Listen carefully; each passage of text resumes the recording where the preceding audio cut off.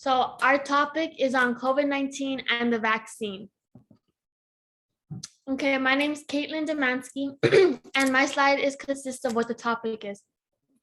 So the topic we're covering has to do with COVID-19 and the vaccines. The process of building immunity can cause symptoms such as fever and fatigue that are normal after vaccination.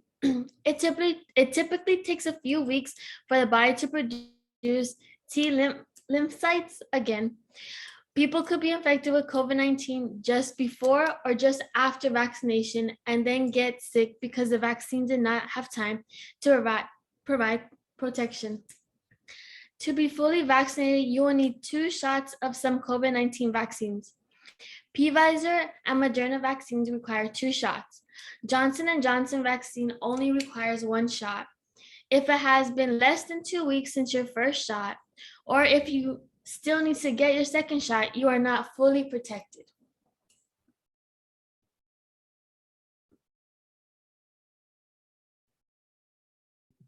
Okay, my name is Alexa Maciel, and I'll be presenting why we chose this topic. We chose this topic because it is fairly recent. It has only been going on for about 2 years now, and it has created a global pandemic.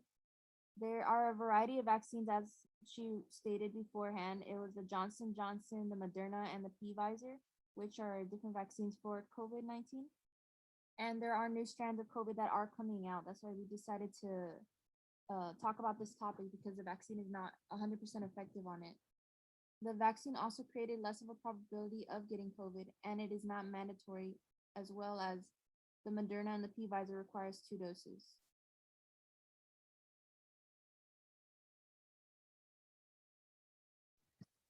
Hi, my name is Gia Glad, and I'll be doing what is the current state of knowledge. So development of COVID-19 vaccines has been a major help in fighting the viral pandemic. December 2020, many candidate vaccines had been shown to be safe and effective at generating an immune response with interim analysis of phase 3 trials, suggesting efficiencies as high as 95%. So far, most of the effective vaccines have been 2 doses. That's why ones like Johnson & Johnson cause some medical issues and aren't exactly accepted anymore when it comes to vaccines. A booster shot has been suggested, which is designed to prolong immunity. The term 3rd dose or 3rd shot has been used for cases where individuals' immune systems have not fully responded to the first 2 shots of vaccine. It's estimated that the novel COVID-19 vaccine will need to be accepted by at least 55% of the population to provide herd immunity, with estimates reaching as high as 85% depending on the country and infection rate. Herd immunity basically means as a whole, like our population needs to be 55% vaccinated to see benefits of vaccination. Just letting y'all know. People are considered fully vaccinated 2 weeks after their second shot of Pfizer, BioNTech, or Moderna COVID-19 vaccines. So before this, you're not completely vaccinated, it won't work.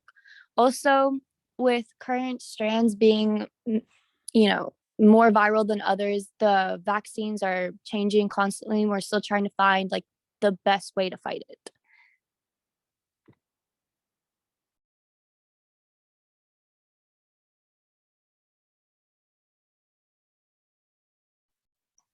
All right, so my name is Lee, and I'll be going over the controversies regarding the COVID-19 vaccine. The topic of the COVID-19 vaccine has become a worldwide debate between the vaccinated and the anti-vaxxers, and is still being talked about today. Anti-vaxxers were quick with assumptions about the recent vaccine and weren't afraid to speak their minds on it. They were skeptical at first because of how quickly the vaccine was made, and at the time, it hadn't been approved by the CDC. Many believed that it was going to implant a microchip in your body and track you everywhere you go, which infuriated the anti-vaxxers. Another cause of the unvaccinated was simply because of the mistrust in science and misleading information on the internet. There was a time when it was believed that vaccines caused autism. Some more reasons many can't and still don't want to get the vaccine is because of religious reasons. Others wanted to give it some time before receiving it, and some people just prefer a more natural way of living. Although the Pfizer vaccine is now CDC approved and is available for anyone 12 years old and up, many still aren't convinced about the risks that come along with it. Even though scientists and researchers all over the world strongly encourage this procedure, many would rather contract the virus than prevent it.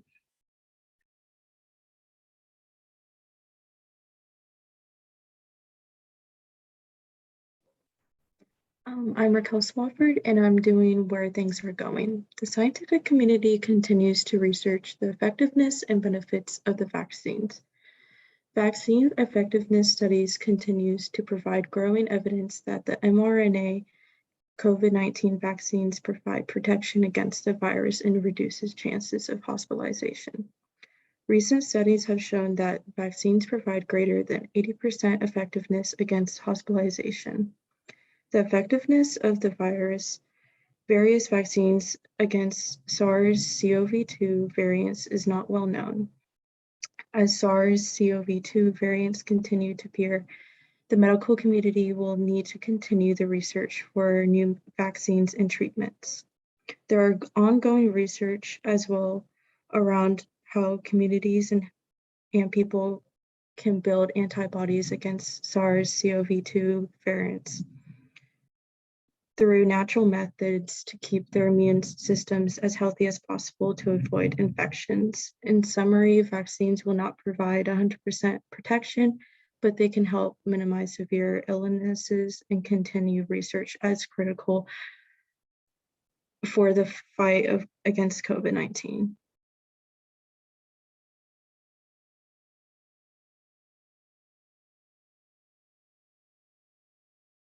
These are our sources.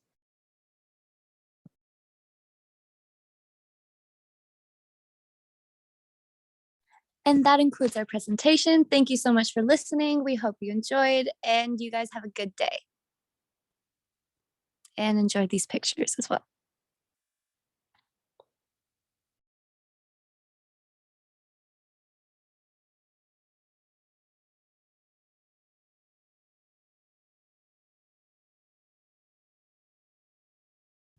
You just got back there. Oh, yeah. Do as the Chihuahua says, get vaxxed. Thank you.